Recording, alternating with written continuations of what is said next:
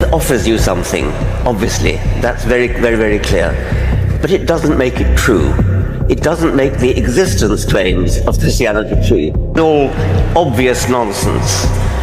This is all theological bullshit. It's a scientific hypothesis that there is a supernatural creator. See how you can get to that of personal comfort or feelings of political necessity. You have to get to that from thinking.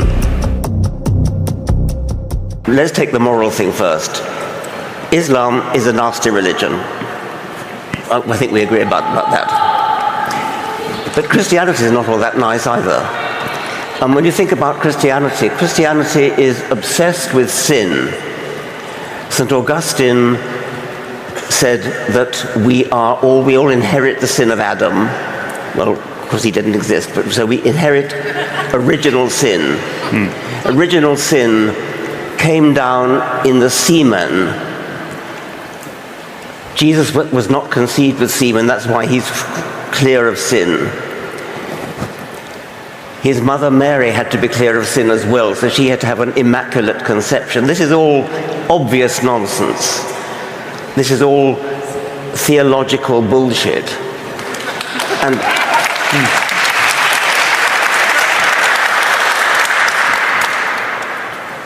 the idea that humanity is born in sin and has to be cured of sin by Jesus being crucified, Jesus being punished for all our sins. And that is a morally very unpleasant idea. I'm sure you must agree about that. I find that Christianity is actually obsessed with love, and that the teachings of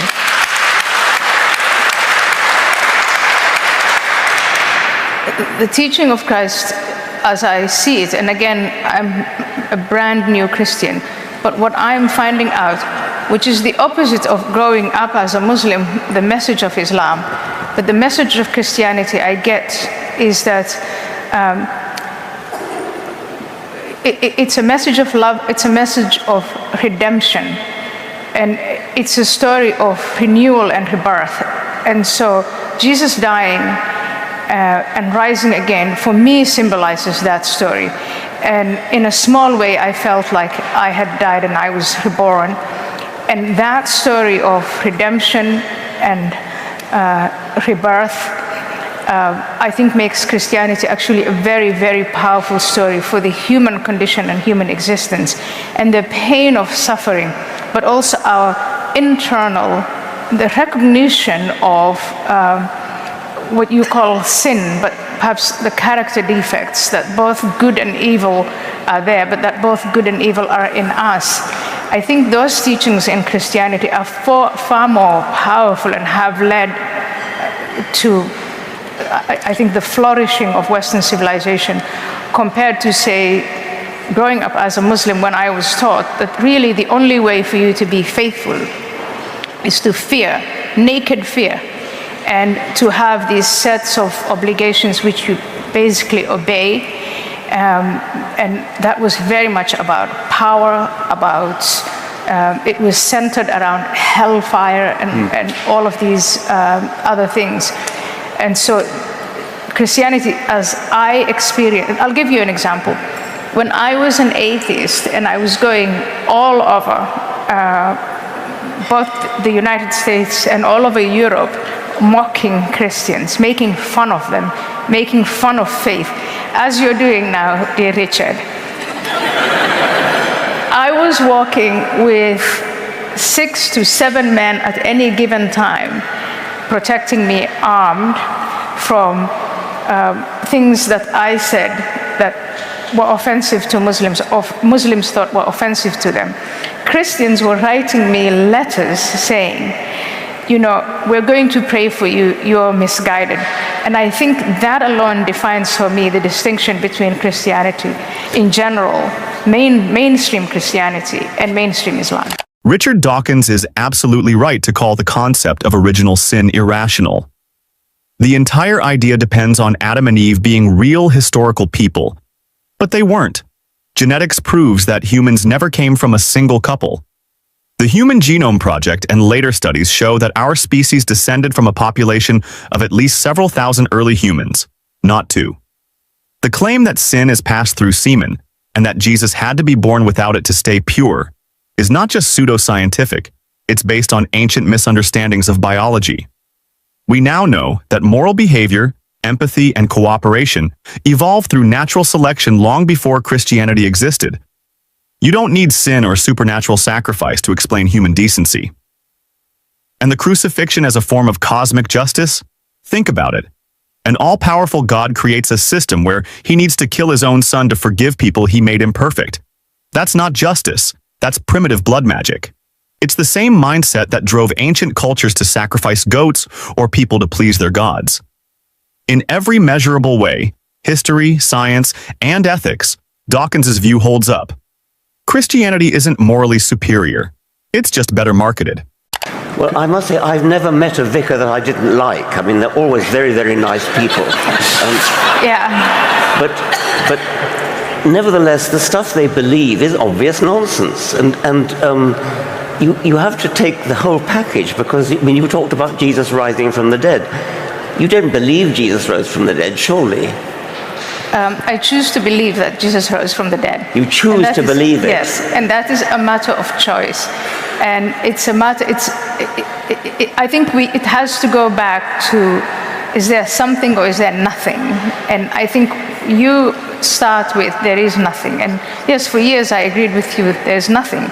But if you come round to the idea that there might be something much more powerful than we are, something that caused everything else, then something like Jesus rising out of the dead, or these other miracles, Jesus being born out of a virgin, for that higher power is not a big deal. But again, it's a matter of choice, and it is just different planes of perception. And I think here, on this plane of perception, having been a former atheist, I don't think this is something we're going to resolve tonight or agree on right now. Well, and so that is where I think it's perhaps more interesting, even if you choose not to believe, to say, let's at least talk about the value of Christianity for today. For I look at these universities, the most illustrious universities of the West, and you've all shared with me images of young women draped in kefirs, the symbol of Hamas, performing the Muslim prayer. And tell me if those kids are not morally and utterly lost. And Queers for Palestine.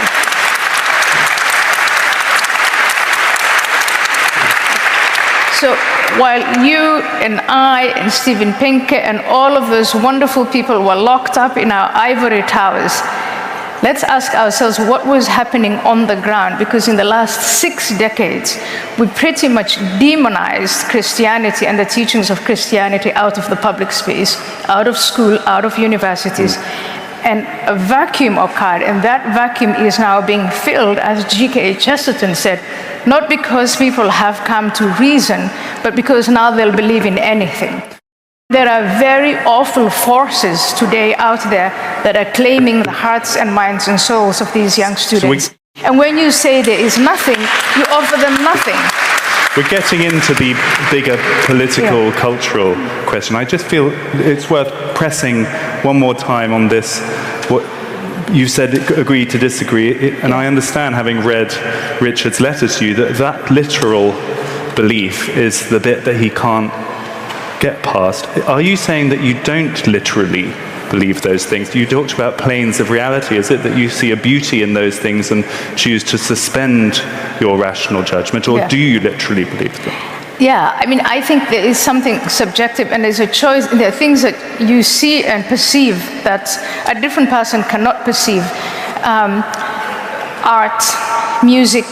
In fact, I think you do enjoy a great deal of Christian art and music. I will look at a painting by Pollock, and I will think my 6-year-old must have spilled all the paint on the canvas and run around. And people are crazy enough to pay millions of dollars and hang it on walls. But I've actually seen people be moved to tears staring at a Pollock. That is a plane of perception that is real, but it's also very, very difficult to measure. And it's the same the way you're moved by certain pieces of music. So the fact that I have faith, and I choose to have faith because of what I've experienced, is just as real for me as it is for the millions of people who believe. But for me, what is even more real is it's the story itself and the wisdom in that story, the morality that has come out, that has evolved out of that story, the internal debates of millennia long and everything that we inherited from it. It's just too casual to cast that aside. And when we've done it, I think we have caused ourselves a great deal of damage. Richard, having heard that story, that moving story from Ayaan of clearly how her conversion has helped her, and also she's explained in beautiful words the mode in which she believes it, do you still say you are not a Christian? No, not at all. I came here prepared to persuade you, Ayaan, you're not a Christian. I think you are a Christian, and I think Christianity is nonsense. You have to be, I mean, you appear to be a theist. You appear to believe in some kind of higher power. Now, I think that the hypothesis of theism is the most exciting scientific hypothesis that you could possibly hold. And the idea that the universe was actually created by a supernatural intelligence is a dramatic, important idea. If it were true, it would completely change everything we know. We'd be living in a totally different universe. Now that's a big thing. I'm sorry, but it's bigger than personal comfort and nice stories and things. The idea that the universe has lurking beneath it an intelligence, a supernatural intelligence that invented the laws of physics, that invented mathematics. I mean, that is a stupendous idea, if it's true. And to me, that simply dwarfs all talk of nobility and morality and comfort and that sort of thing. So would you have preferred for your erstwhile new atheist colleague, Ayaan, not to have converted? Having heard her story, would you rather... No, I wouldn't say that. I'm just saying that religious belief is bigger than what gives you comfort. Or it's bigger than morality, it's bigger than what gives you comfort, it's bigger than what gives you a bulwark against Islam. It's something huge, it's something terrific, and it's false. Ayaan says belief is a choice, something she feels, like music or art. But here's the problem. Truth doesn't work like that. Whether or not Jesus rose from the dead isn't a matter of personal perspective. Either it happened, or it didn't. And there's no evidence it did. No Roman records, no contemporary accounts, nothing outside Christian tradition written decades later. Even theologians admit the resurrection isn't provable. It's an article of faith. She also claims Christianity led to the flourishing of Western civilization. But history tells a different story. The scientific revolution happened in spite of the church, not because of it. Galileo was silenced. Bruno was burned. Progress came from reason, not scripture. And when she says removing Christianity created a moral vacuum, that ignores data. Countries like Sweden, Denmark, and Norway are among the least religious. And yet they rank highest in peace, education, and quality of life. You don't need belief in a myth to live ethically. It is a scientific hypothesis that there is a supernatural creator. And I don't see how you can get to that from feelings of personal comfort or feelings of political necessity. You have to get to that from thinking.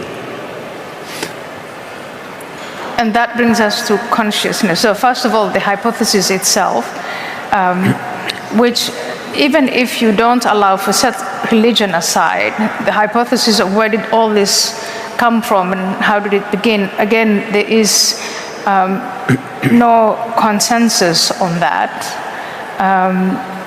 There is no consensus on what consciousness is and what all that entails. But I think that it is, on an academic level, very interesting and very rewarding to look into and explore all of these different things separately on an academic level. On a non-academic level, I think that it's very useful now. I hate to go back to utility, but to have all of these things connected, where as human beings, we are material, yes, but we also are more than material. We have a sense of consciousness, and we have a range of needs. And some of these needs, reason can answer, and pure science can answer. But some of these needs cannot be answered by that. And I think faith in a higher power, in God, and in the story that makes sense of it all, gives it meaning, is very, very important for human beings. And the danger lies in trying to conflate these different planes and then casting aside as useful. It is false, it's useful, it's useless, it's unnecessary. And now we have, the range of human suffering, where as an atheist, you don't really offer an answer, you don't offer a prescription for this is a way of life, this is the path to happiness, this is how you can deal with the challenges of existence. And atheism is an attitude. It basically says, as of now, there is no evidence to show that God exists or that a higher power exists, full stop. And you figure the rest of it out. And it's very, very difficult to figure the rest of it out starting from scratch. And I think faith then gives meaning and purpose. And yes, if you're afraid of the dark, and if you're afraid of whatever it is that's causing you anxiety, or whatever is causing you self-doubt, relationships between other human beings, I think Christianity does offer a recipe, and perhaps in my view, the best recipe for not only how to live with yourself and connect to the universe, but also how to connect with fellow human beings and then bring about a civilization like this one. Suppose it were true that atheism doesn't offer anything. Suppose it doesn't offer anything. So what? Why should it offer anything? Ayaan says faith gives life meaning and comfort. But comfort isn't evidence. And that's exactly Dawkins' point. Just because something makes you feel better doesn't make it true. Christianity claims that a supernatural being created the universe, became human, died, and came back to life. These aren't poetic metaphors, they're concrete claims about reality. And if we care about truth, those claims need evidence. But there is none. No historical proof of the resurrection, no scientific reason to believe consciousness comes from the divine. Just emotional stories, repeated over centuries. And saying atheism doesn't offer a way to live misses the point entirely. Atheism isn't supposed to hand you a prepackaged belief system. It's simply the honest position that there's no good evidence for gods. Everything else, morality, meaning, love, purpose, we build together, as humans, with reason, science, and empathy. In the end, believing something because it feels good is easy. But facing reality without illusions? That's strength. What I do want to say is this. Faith offers you something, obviously. That's very, very, very clear. But it doesn't make it true. It doesn't make the existence claims of Christianity true. There is a difference from saying that being in a certain psychological place is consoling and comforting and offers you a meaning of life and gives you a purpose in life, all those things which are wonderful. And I have them too. They're a bit different, but I too have a purpose in life, I have a meaning in life. But just simply because something gives you a meaning and a purpose in life, it doesn't make the existential claims true. And Christianity, like any other religion, makes claims about the world, about the universe, which are either true or not true. And I may be wrong and you may be right. They may be true, but the mere fact that they're comforting doesn't make them true. So what do you think? Is it better to believe something comforting or to follow what the evidence actually shows? You both think or believe will happen after you die? I imagine my wife will get married to somebody else, and actually, she's going to run off with a friend of hers and have a whole bunch of cats. Oh, you mean what's going to happen to me? I don't know. I don't see any reason to think that anything's going to happen to me. Everything that makes me me, everything that we have historically and religiously attributed to a soul that can be identified with a place, just has a place in the brain. My personality is in my brain. We know from experiments on people who have suffered all sorts of brain damage that you can reset people's personality, their preference, their memories, their ability to make new memories. I'm going to get the name wrong.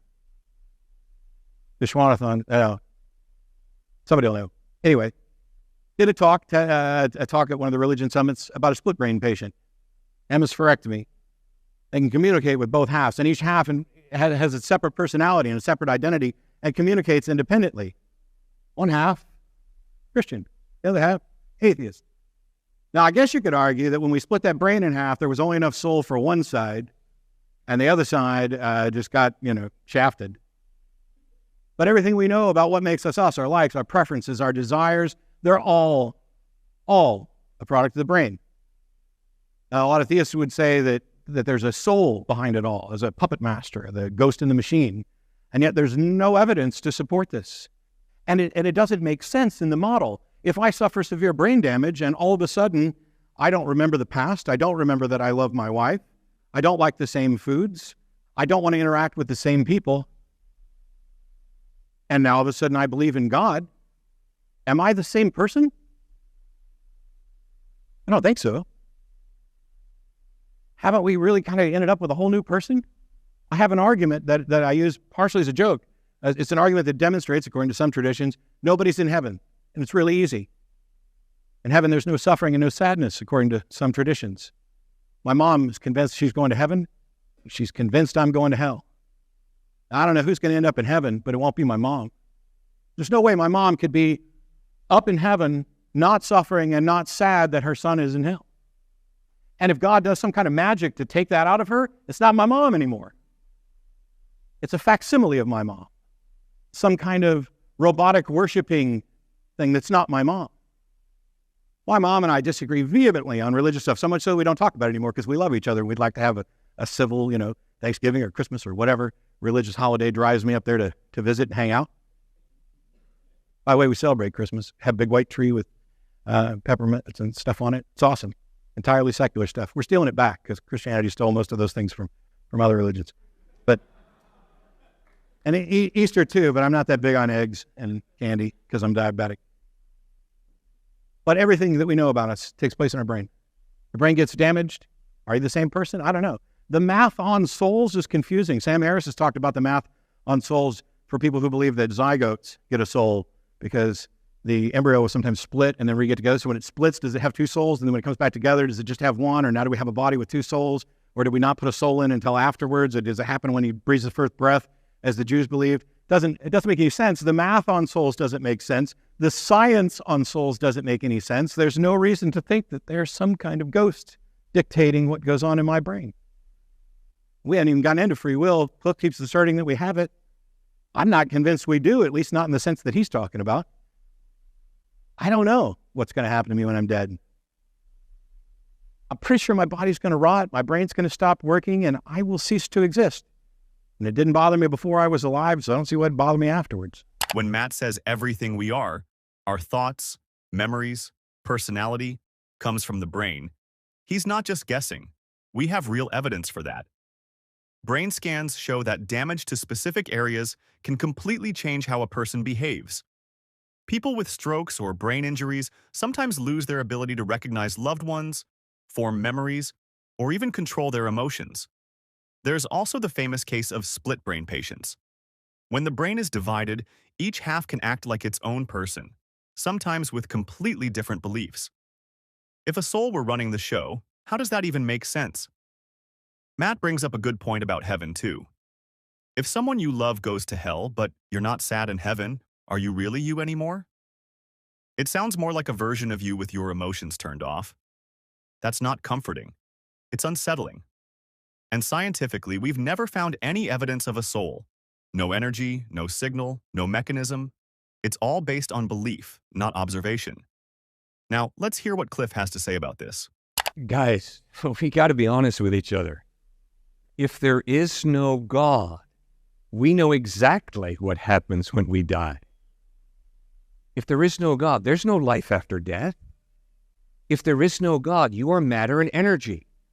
And when you die, the matter and energy fall apart.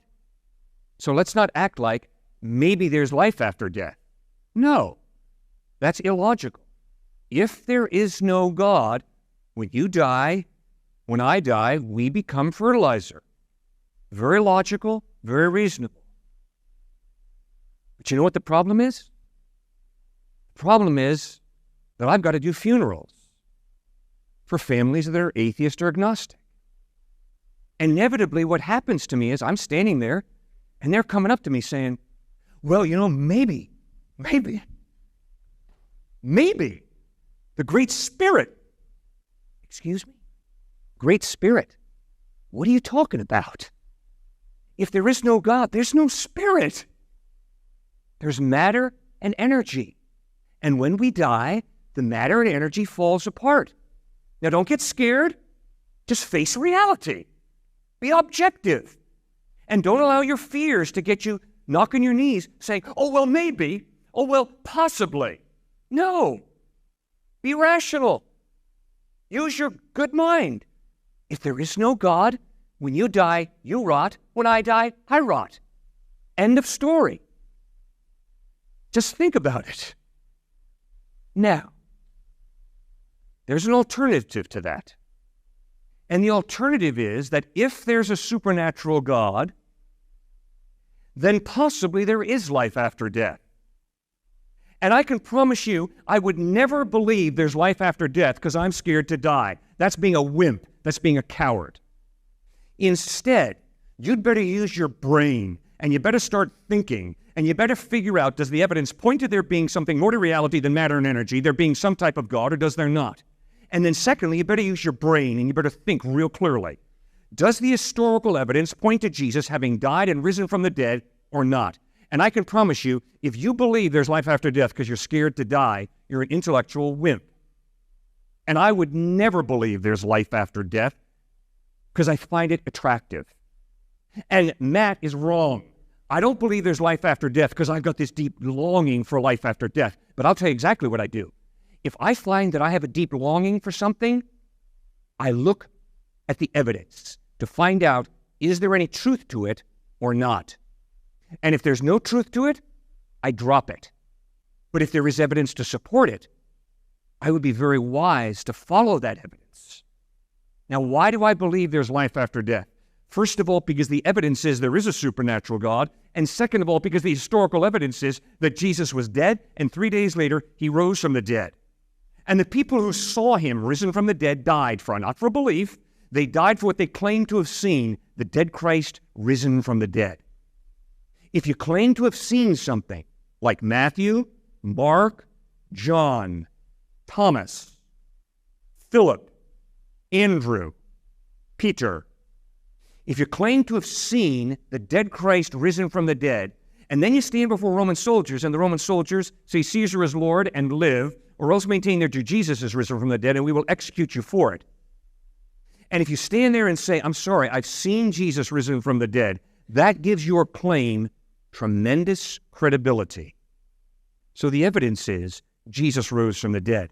That's why I'm convinced when he promises you eternal life, if you trust in him, he ain't blowing smoke. He's speaking the truth. Cliff says if there's no God, we just rot. That part is true. What he gets wrong is assuming that's a problem. Just because the idea of death is uncomfortable doesn't make something else magically true. That's not evidence. That's wishful thinking. He also says people died for what they saw, as if martyrdom proves truth. But people die for all kinds of beliefs. Muslims, Hindus, even cult members like Heaven's Gate. Dying for something doesn't prove it's real. It just shows how strongly someone believed it. Cliff brings up Jesus' resurrection like it's a historical fact, but we don't have first-hand evidence. The Gospels were written decades later, anonymously, and contradict each other in key details. That's not strong historical data. It's hearsay. Hitchens was right to say, what can be asserted without evidence can be dismissed without evidence. And so far, Cliff hasn't given any evidence, just emotional appeals and stories written down 2,000 years ago. Let's hear Matt one more time. One is this continued objection to, without God, there's no ultimate meaning, there's no real purpose. Well, I don't know what you mean by real purpose. That seems kind of cheaty. But as far as ultimate meaning, yes, I agree. No ultimate meaning in the existential sense that you're talking about it, and it doesn't matter one bit. The car that I've got out there parked in the parking lot I've had for a couple of years, one of these days it's going to rot away. Does that mean it's not valuable now? Does that mean it doesn't have any value to me now? Does it mean there's no purpose? Should I just go ahead and chuck it now? Let's get rid of it. Eventually it's going to be useless. That's absurd. We all recognize that things have meaning and purpose right now because they are valuable to us. These are properties that we imbue things with and we imbue people with. Do I matter as much to you as your spouse? Bet you I don't, unless it's you.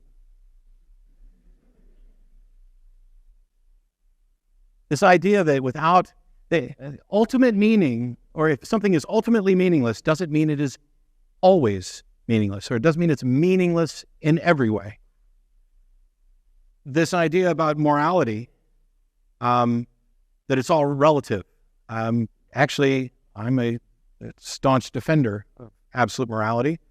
And despite Cliff's straw man, I'm not saying that slavery is immoral because I said so.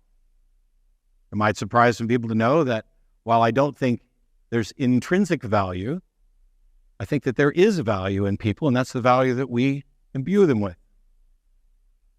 This idea that because I said so is the basis for secular morality is flatly absurd. It's the exact opposite of what I just finished talking about how you go through and you build up this system. We are physical beings in a physical universe that follows physical laws. There are truths to be discovered about how our actions benefit us and how our actions harm us. This is simply true. We don't need another mind. This is about the interaction of minds, but we don't need some transcendent mind to dictate what is true. We discover what is true about the reality that we inhabit.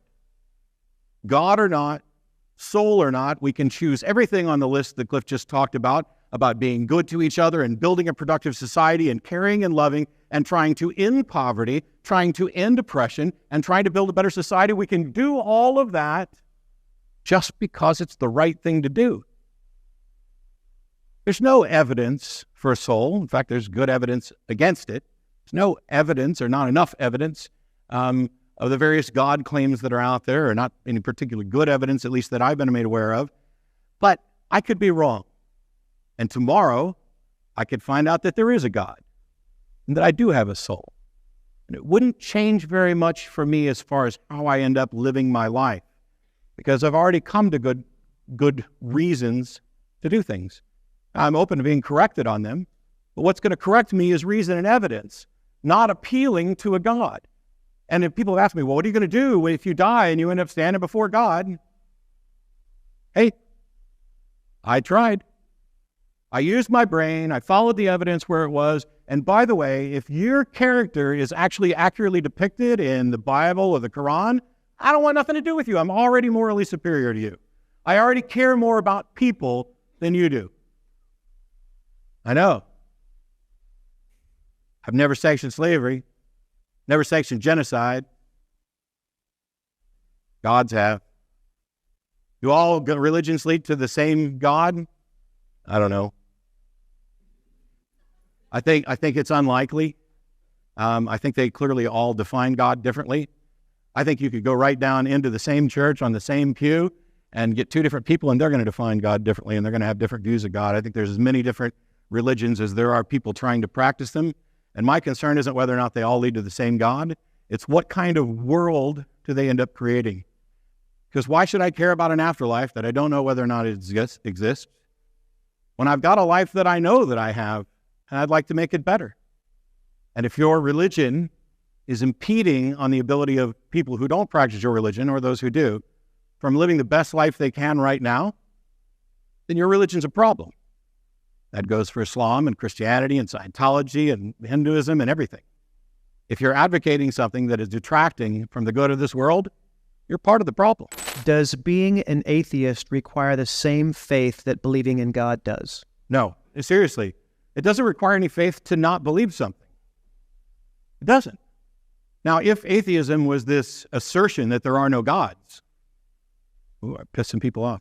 If atheism was this assertion that there are no gods, well then, yes, you might be able to make a case that that was based on faith, or maybe it's not. It would depend on what the basis, what the foundation for that particular belief was. But atheism in the weak atheism sense of I do not believe this doesn't require faith. I don't believe there's a Bigfoot. That's not a faith. It's not a faith-based position. I'm not asserting certainty that there isn't a Bigfoot. I'm just not yet convinced. The Bigfoot claim hasn't met its burden of proof. Neither have alien abductions, which, by the way, I'll point out, you can actually go talk to real living people right now who will tell you their alien abduction story. Living, breathing people, you can talk to them. They will have stories that are similar in detail. In some cases, there are multiple people who have supposedly experienced this together. In some cases, the things that people have seen have been entire small towns. And you can interview these people. How many people think that they're actually being abducted by aliens? Not me. That's people you can talk to right now. Somebody writes a couple books, in a couple thousand years, somebody could stand up and say, hey, look, I wouldn't believe it, but look at all of these accounts. These are firsthand people. They were interviewed by the news. We have a much better record of what was happening at the end of the 20th and beginning of 21st century than we do about what happened back when Jesus was supposedly alive or back around the time that Hinduism was being formed. This is a real record. We even have video footage of people talking about how they came down. And then they'll start tying it together in an intricate little web, the same way conspiracy theorists do right now. Oh, there were lizard people in the government or crop circles out there. We don't believe in any of that, I hope. I am at Texas State. I kind of respect you guys because I don't care about colleges, so we're not in any rivalry. You know, UT. But we don't believe that. Why should we? And yet we're expected to believe what is potentially a more extraordinary claim and weaker evidence. There's nothing particularly extraordinary about a universe that's billions, 13.7 billion years old, that there might be some other life somewhere. I don't know. Probably unlikely they made it this far. No reason for them to pick out Earth because we're not special, despite what many creationists would have you believe. They've got this wily coyote god who straps on a hat and balances on a wire and goes through all... Matt makes a powerful case here. You don't need God to have meaning, purpose, or morality, and science backs him up.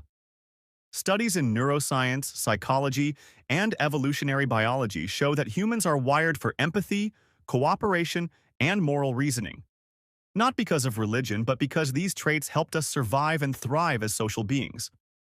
Purpose doesn't have to come from some ultimate source to be real. It can come from love, family, creativity, curiosity, things we build and share. Just because something ends doesn't mean it was worthless. That's true for life, relationships, and even a good story. As for morality, Matt's right again. Objective moral systems can be built without appealing to a higher power. We observe the consequences of our actions. We learn what causes harm and what creates well-being. That's reason. That's evidence. And that's enough. Matt doesn't pretend to have all the answers. He just refuses to accept bad ones. He's willing to change his mind, but only for a good reason. That's intellectual honesty. And that's the foundation for a better world. So here's the question. If the life you're living now is the only one you're sure you have, what are you doing to make it count? You made a statement a couple of months ago that I found very interesting. And I don't claim to understand it, and I'm not trying to put you on the spot with it. You said that you were a cultural Christian. Okay, and so that raised a number of questions in my mind. You know, and the first question was, you are changing the subject. I'm not. No, I don't think so. Okay. I may be leaping outside of the topic a bit to get back to it. We can do cultural Christianity, but I think, because I have a list of questions that you wanted to ask, and that is one of them. But I think Professor Dawkins did ask you... You were referring to the predictive power and to the utility of the stories. Yeah. Okay, so that's actually what I was trying to zero in on. Go ahead. Okay, so that was the point. Well, it seemed to me that your proclamation that you were a cultural Christian was a recognition and a statement that you had found something in the culture that had been derived from Christianity that you had an affinity with, and that there's some reason for that. And one of the things I wanted to ask you is, well, what do you think that Christianity got right that allows you to make a statement like that? I mean, I know that there's differences perhaps in what we both think about the ultimate veracity of the biblical stories. Maybe there isn't differences. Like, it would take a lot of conversation to figure this out. But what did you mean by that? Like, what do you think that Christianity got right that would enable you to make a statement like that? Virtually nothing. I meant by that no more than that I'm brought up in a Christian culture. I went to Christian schools. I therefore know my way around the Bible. I know my way around the Book of Common Prayer. I know the hymns. That's all. I don't value Christianity as a truth system at all. Okay, so let me ask you about that, because maybe that's true and perhaps it's not. So the first question is, like, do you think that there are any marked differences between cultural traditions that would enable you to rank order them in terms of their ethical validity? Yes, I do. Okay, so for example, we could contrast mainstream UK Christianity with Islamic fundamentalism. Yes. Okay, so there's a hierarchy. There is a hierarchy. Okay, a hierarchy that points to what? Well, in the case of Islam, I dislike any religion which punishes apostasy with death, that throws gay people off high buildings, that practices clitoridectomy.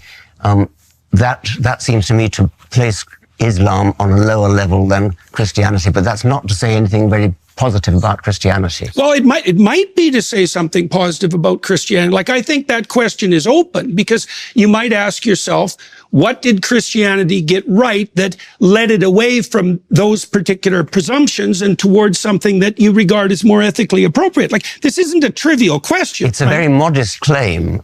There's not very much. I mean, to be better than a religion that throws gay people off high buildings is not really a very virtuous achievement. I don't know. I don't know if that's true, because if you look at the barbarism that characterizes the human past, you might think that any progression whatsoever towards something approximating mercy and tolerance is nothing short of a bloody miracle. Well, like, people are pretty ruthless, and so are our chimpanzee cousins. Yes, they are. Right. So, yes. So we move forward into the light with great difficulty. Yes, and yes. The fact that we can take that for granted now, and that it seems self-evident and deserving of faint praise, it's not so clear to me that that's a reasonable proposition. Okay, let's grant the faint praise, but that has nothing to do with the truth value, and what I care about is the truth value. I see no truth value in the claims of Christianity, the virgin birth, the resurrection, the miracles. Do you believe in any of those? Do you believe Jesus was born a virgin? As I said before, there are elements of the text that I don't feel qualified to comment on.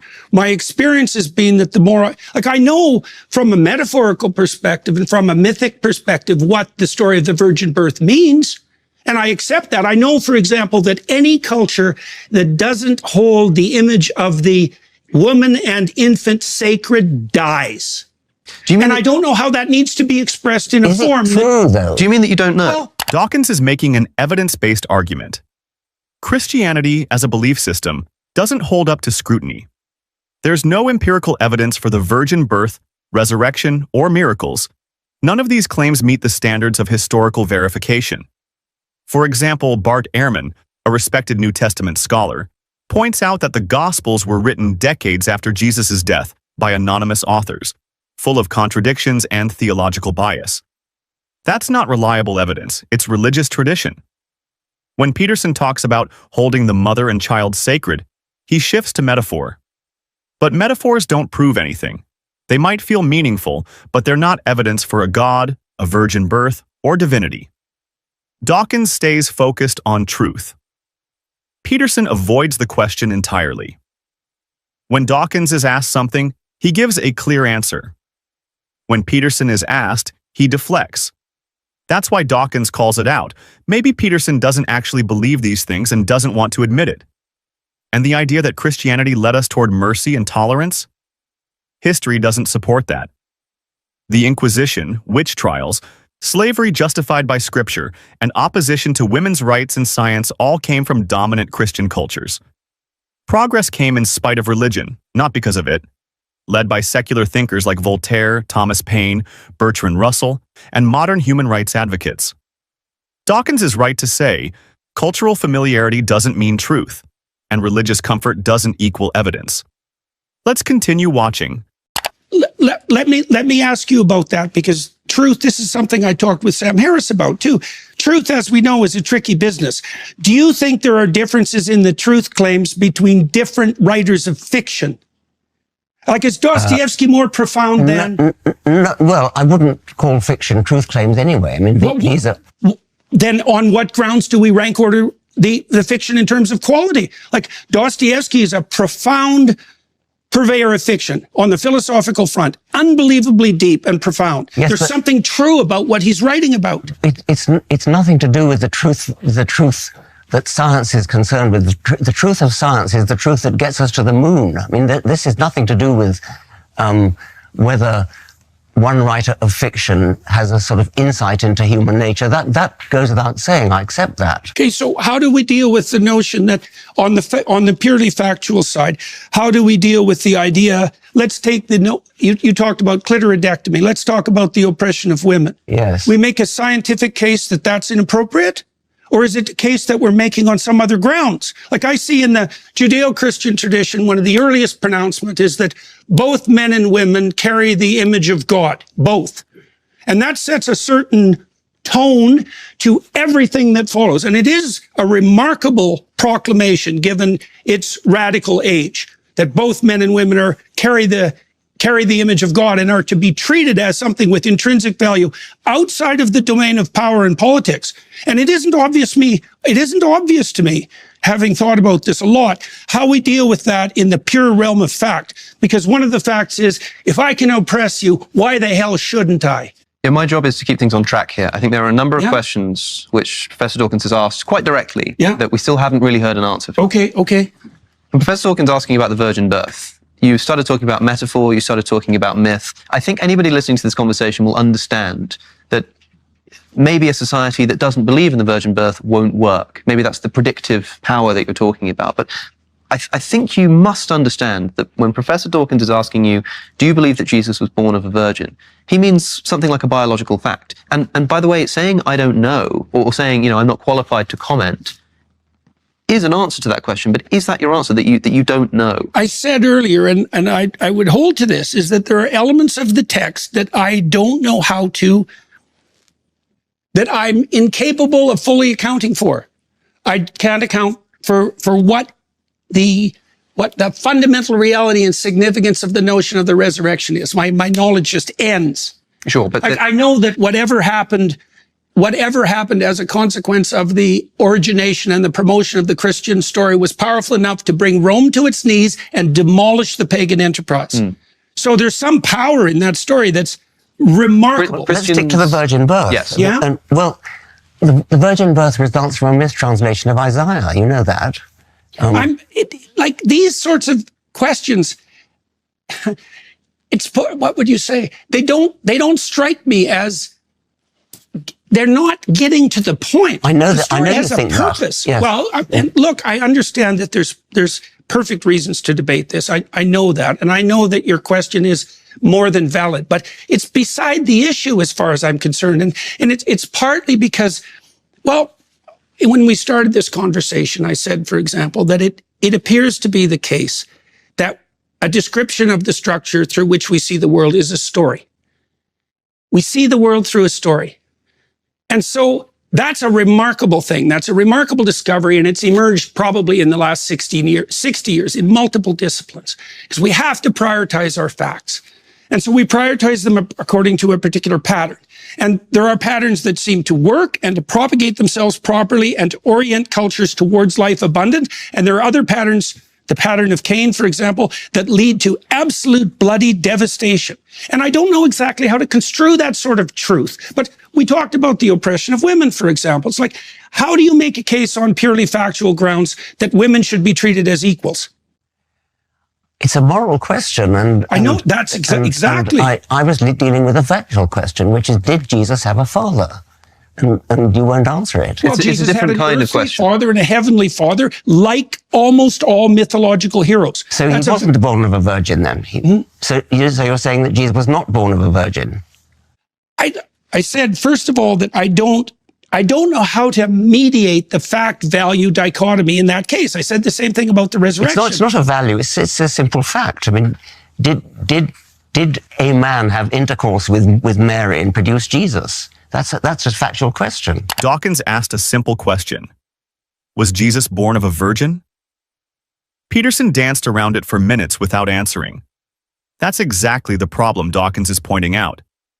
If the core claims of Christianity can't be answered as facts, they collapse under basic scrutiny. The virgin birth isn't just unverified, it's based on a mistranslation. The original Hebrew word in Isaiah 7:14 is Alma, which means young woman, not virgin. The Greek Septuagint mistranslated it as Parthenos, meaning virgin, and that error made its way into the Gospels. Scholars like Bart Ehrman and Geza Vermes confirm this. It's not controversial, it's academic consensus. Peterson tries to say these stories are powerful because they moved culture, but power doesn't prove truth. Islam, communism, and Nazi ideology also moved millions. That doesn't make them true. He also claims Christianity elevated women. But the Bible repeatedly treats women as property. Exodus 21, Deuteronomy 22, and even Paul's letters instruct women to submit. The real progress for women came through secular law, civil rights movements, and feminist philosophy, not scripture. And when Dawkins asks again, did Jesus have a human father? Peterson still won't say. That's why Dawkins is right. If the answers don't hold up when plainly asked, then the claims don't deserve to be treated as truth. Let's keep watching. It's not a value question. You must understand what you're being asked here, that even if you think that, say, the author of the biblical texts intended much more significance than a simple scientific analysis of events, Professor Dawkins is interested in scientific truth. That's the kind of truth that he's interested in. And even if you think it's irrelevant to the point of what the gospel authors were getting at, that first needs to be clarified before you can then begin actually uncovering what the stories are about. So I think Professor Dawkins is asking from a scientific perspective, and maybe you think that that scientific approach is wrong, but if you just take it for a moment, maybe this is how we find out that it is wrong. Let's take a scientific approach, ask the question, did this occur? I think that it's inappropriate to use a question like that to attempt to undermine the validity of the entire, what would you say, deep mythological enterprise. Well, suppose we weren't doing that. Suppose we were asking out of interest. Suppose that we were all here devout Christians, maybe even Jungian Christians, and we thought, this is interesting, over dinner. Do you think it really happened, like scientifically? Would your answer just be, I don't know? Yes. And you wouldn't consider it, I mean, it's not an inappropriate question to ask just on a point of interest. Right. Did this really occur? And I think so often people are asking you that, and especially given the context of this conversation, we've heard everything that you're saying about metaphor and myth, but because the question is still then being asked, did it really happen? You know that that's what you're being asked. And the way you just so easily said yes, I wonder why you struggle to do that in so many other circumstances.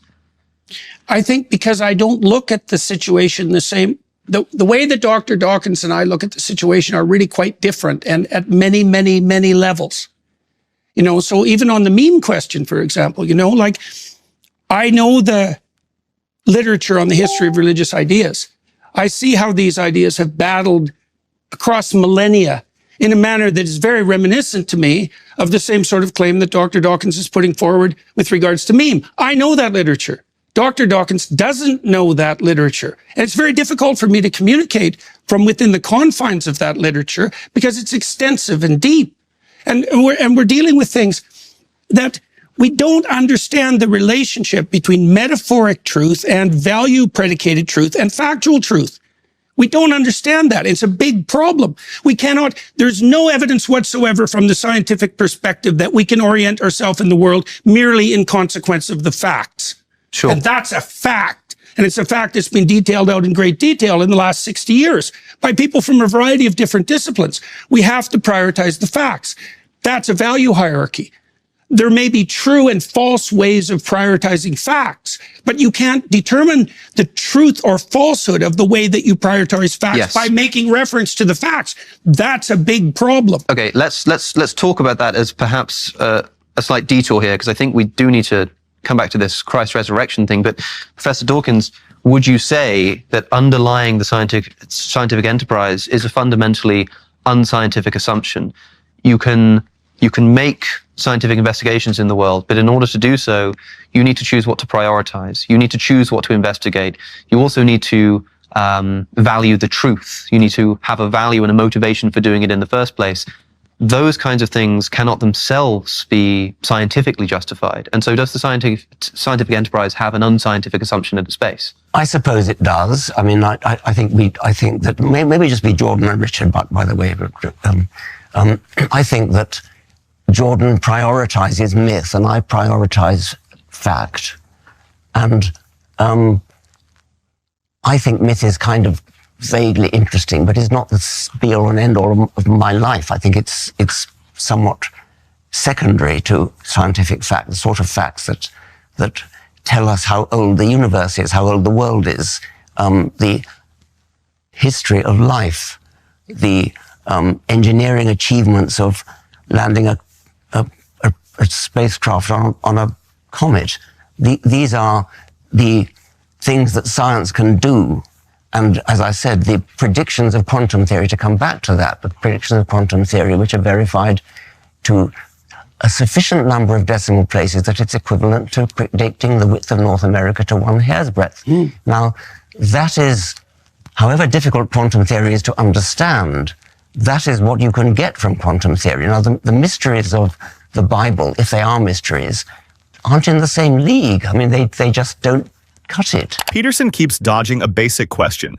Did the virgin birth or resurrection happen as a fact? He talks about myth, metaphor, and the power of stories, but that's not the issue. Dawkins is asking for evidence, not symbolism. Peterson claims truth can't just be about facts, but that's not how we build reliable knowledge. Science is based on observation, testing, and replication, and it works. We can date the Earth to 4.54 billion years with radiometric dating. We can trace the evolution of life through fossils and DNA, and we can land probes on comets using quantum calculations accurate to fractions of a nanometer. That's truth we can build on. Compare that to the Bible. No evidence for a global flood, no external confirmation of the Exodus, and no verifiable proof of a virgin birth or resurrection. These aren't mysteries. They're claims made without evidence. Peterson wants to treat myth as equal to science, but stories are not substitutes for facts. And when Peterson says Dawkins doesn't understand religious literature, that doesn't change the problem. Truth claims require evidence, not familiarity with ancient texts. Dawkins is right. Prioritizing facts over comforting myths is how we make progress. What do you think? Should society lean on ancient stories, or should we demand truth backed by real evidence? Evil does exist, as much as that may be a problem for why a loving God would allow evil. Nonetheless, it's a signpost that something beyond the material world has to exist to allow this realm of good and evil to exist. In fact, I think Alex recognizes that signpost because on his website, he rails, I think rightfully, against some of the abuses of the Roman Catholic Church, where he talks about how priests have sexually abused children, and obviously that's a great wrong. But my question is, Alex, if you really think that is a great wrong, why would you deny objective morality? I mean, is that really wrong, or is it just a matter of personal opinion? Well, I think that we agree in one sense that evil doesn't necessarily disprove God. I'm with you on that. What I would say is to answer your question, objectively, no. It is a subjective thing. Morality, to me, is entirely subjective. Why do you say that? Well, because, firstly, a thing to note is that objective morality...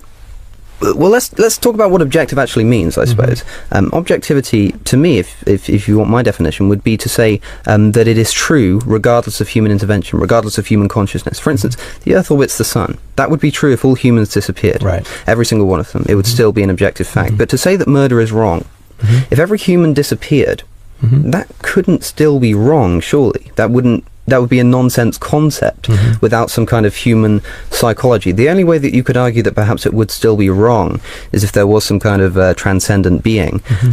But then you need to have that being in order to prove the existence of the objective morality that you're then using to prove the God. So what we're doing is we're reasoning from effect to cause, that we have this effect known as this moral law that is pressing on us. And as you admitted in the video, and look, videos, 2-minute videos, 10-minute videos, you can't expound on all the nuances. So if this is wrong, correct me. But you seem to say that in fact, I think you quoted, the quote was, let me just quote you accurately on this, because in the video you said this, you said moral truths are so deeply ingrained in us that they feel like they are objective. Yes. Right? Okay, so my question is, why would you doubt they're objective if they're so deeply ingrained in us? Well, because this is where I think Sam Harris is right, in the sense that if you have certain assumptions, so let's say that we could assume that human well-being was a good thing.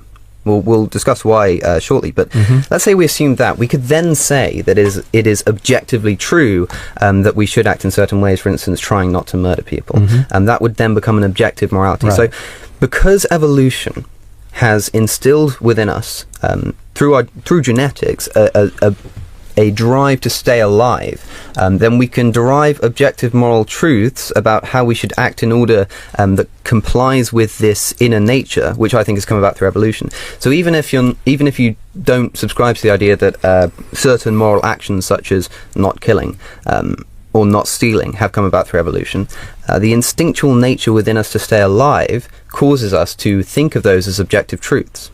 But it's a technicality. So for all intents and purposes, you could say they're objective truths. If you grab 100 people off the street and ask them, is rape wrong? 100 of them will say yes. But that doesn't mean it's objective. I mean, for instance, I put it to you, would you say that chocolate is tasty? Yeah, I would, but that's a subjective... Right, sure. Some people may not like chocolate. It's subjective. Yeah. That's a flavor. So tar can be just as tasty as chocolate. But that's no problem, right? That's no problem whatsoever. So when you say something along the lines of, so morality is subjective. So what Hitler did being wrong was just an opinion. Well, yes, but in the same sense that chocolate tasting as good as tar is an opinion. I think when it doesn't make a difference. Alex is right to say morality can be subjective and still meaningful.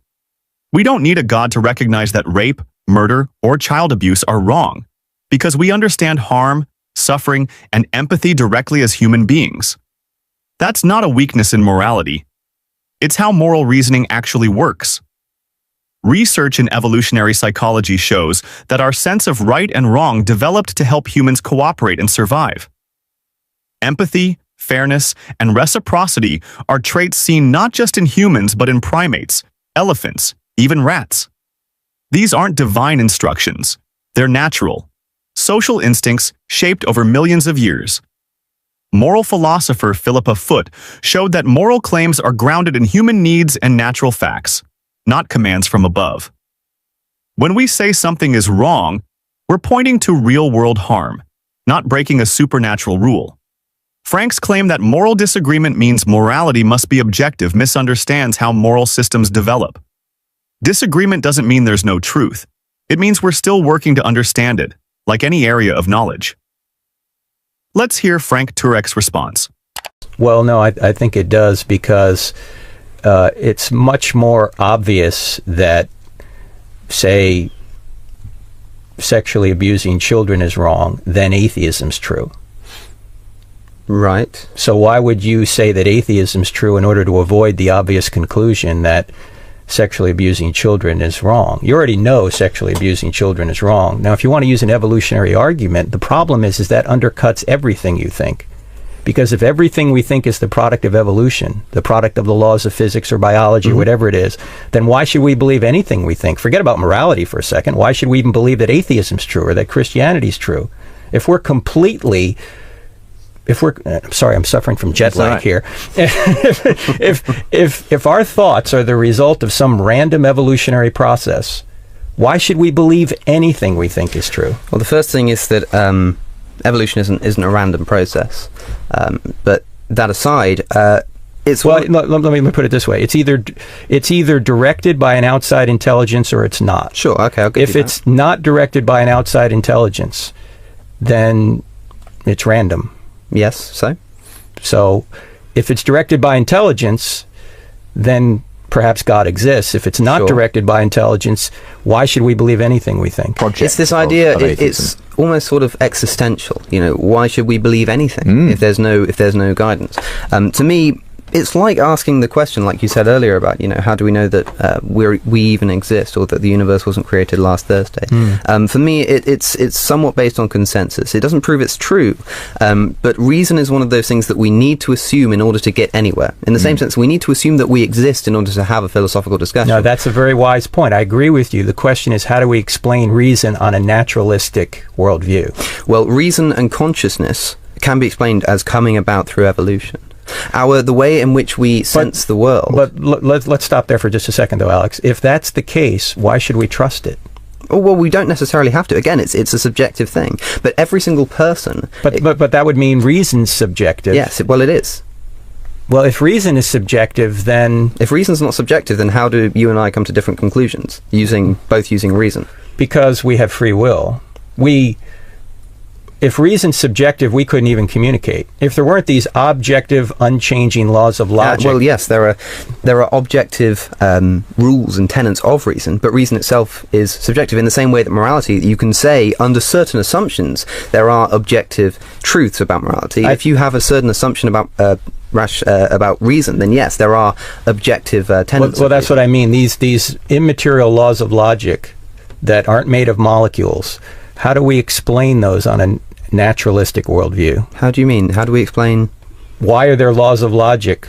Why are there laws of mathematics? They're a product of consciousness. And laws of mathematics are not a thing in themselves, but rather a way to explain the universe. So the laws of mathematics would not exist without human beings, so they are subjective. But the things that they describe would. Oh, no, hold on. So when you talk about logic, when you talk about reason, these things aren't ends, they're means. They're means to understanding certain things. So we use reason to understand that the Earth goes around the sun. Frank tries to argue that if our minds are the product of evolution, then we can't trust reason or moral beliefs. But this misunderstands how evolution works. Natural selection favors organisms that accurately perceive and respond to their environment, because those that don't, die. The fact that we can land spacecraft on other planets, predict disease patterns, and build the internet is strong evidence that our evolved brains are reliably processing information. Reason isn't some magical gift that requires a divine source. It's a tool, a cognitive strategy that evolved because it helped our species survive. Neuroscience confirms this. Our brains are built to detect patterns, solve problems, and simulate future outcomes. These abilities enhanced our fitness in the ancestral environment. As for logic and math, those aren't floating laws that exist outside time and space. They're descriptive systems we created to understand consistent patterns in nature. The Pythagorean theorem works not because it was written in the sky by a god, but because we observed relationships in geometry that are always true under certain conditions. Alex is right to say that these tools, reason, logic, math, are means, not ends. They help us model reality. We assume their usefulness because they work. No faith in the supernatural is required. I like what Louise Antony said in her debate with William Lane Craig. Louise Antony's an atheist, but she admitted something about morality and atheism that I think is very insightful. Here's what she said. This is her quote. She said, "Any argument for moral skepticism will be based upon premises which are less obvious than the existence of objective moral values themselves." And here she is as an atheist saying, I have this sense of moral obligation that is so strong that any argument you give me for atheism or moral subjectivism will be based on the weaker premises than just the sense that I have that objective moral values and obligations exist. So that was my question originally to you, Alex, is why would you deny the strongest belief that you have intuitively and adopt a weaker belief in atheism or agnosticism? Well, I don't deny it, because I don't deny, like I say, as long as I do have certain assumptions, and I admit that there are assumptions, I can say that I have an objective sense that these things are wrong on the assumption that I'm aiming for human prosperity. Right, but you already pointed out that Sam Harris is begging the question on that. That is his human flourishing. And that's a conflation of epistemology and ontology.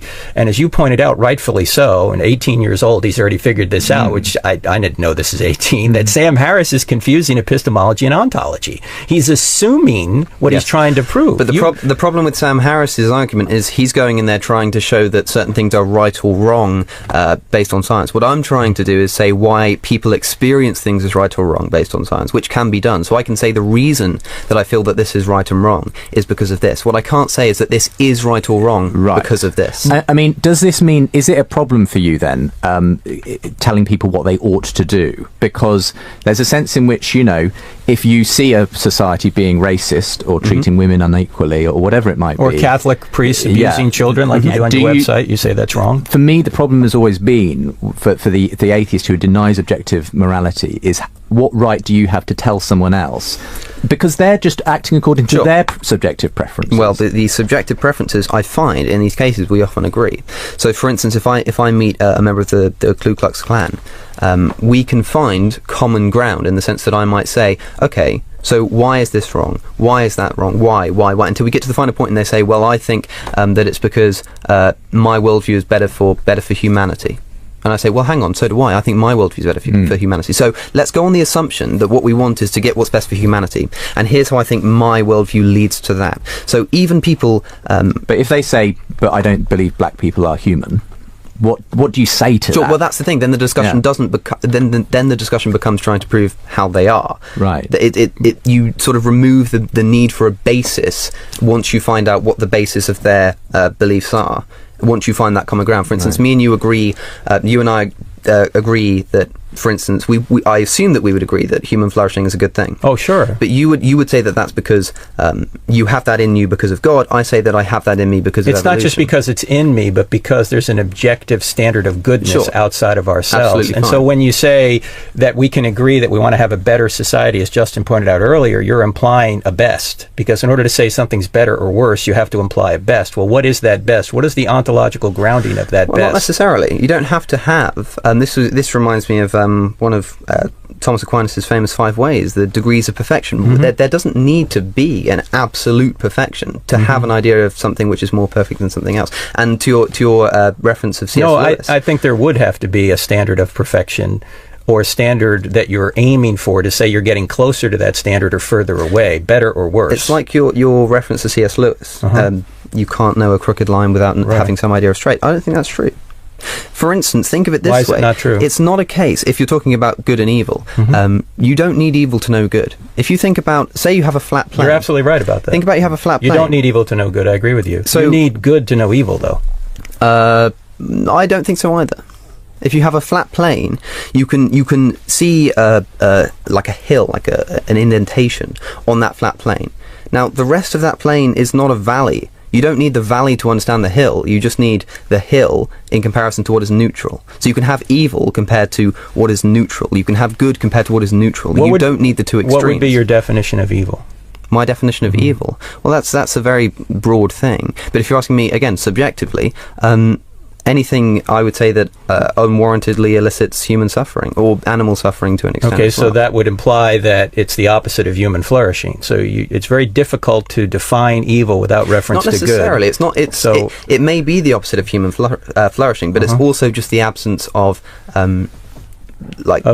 no suffering, not necessarily good, but no evil. In the same sense, this is what frustrates me about atheists a lot, is they'll do the same thing but the opposite. They'll look at God and they'll think of the evil. They'll listen to Hitchens talk about some celestial North Korea, and they'll recoil at that, and they'll say that's a horrible thing. I can't imagine that reality. But I'm sorry, just because you don't like a reality doesn't make it not real. And so if there are no objective morals, then unfortunately what Joseph Stalin did in the USSR was not objectively wrong. But that's not a shocking thing to say if we're under the assumption that nothing is objectively wrong. Do you understand then why for many people the moral argument is so powerful? Absolutely. Because they cannot get themselves to a point of view where those kinds of acts are only really about people's preferences. But I don't think that's what Frank is necessarily doing, because I think you're right that a lot of people do just recoil in horror at the idea of there being no objective standard, but I don't think that's what you're doing. I'd say that you're being cleverer than that. You're understanding that, yes, this is a bad idea, but more than that, you're saying that there's some way to prove that there is an objective reality, not just because you don't like... Yeah, I want to get beyond that, or maybe I should say underneath that, going back to Justin's point, and it's this. If you said this is all the result of evolution, you have to get outside the evolutionary process to believe that thought is true. Because if that thought is a result of the evolutionary process as well, why believe it? Frank appeals to emotion when he says that without objective morality, we can't call things like Stalin's atrocities truly wrong. But this only proves that people feel moral convictions deeply. It doesn't prove they're grounded in something supernatural. Alex is right to point out that we can talk about better and worse actions based on their consequences, specifically how they affect well-being and reduce suffering. That's not arbitrary. It's measurable. If a society promotes human flourishing, reduces cruelty, and improves life for the most people, that's a clear moral improvement, even without invoking a divine standard. Philosophers like Derek Parfit and Peter Singer have shown that you don't need a god to get to universal ethics. You just need reason, empathy, and a commitment to consistency.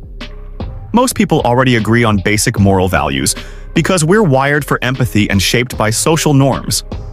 And when we disagree, we use reason and evidence to argue for better outcomes, not scripture.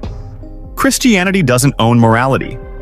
In fact, some of the Bible's moral teachings, like support for slavery, genocide, and patriarchy, are now considered deeply wrong because our understanding of morality has evolved. So Alex is right. Morality is not about divine rules. It's about how we treat each other in the real world. What do you think makes a society truly moral? Dogma or compassion? If you found this valuable, like the video, subscribe, and join us for more honest conversations that put reason first.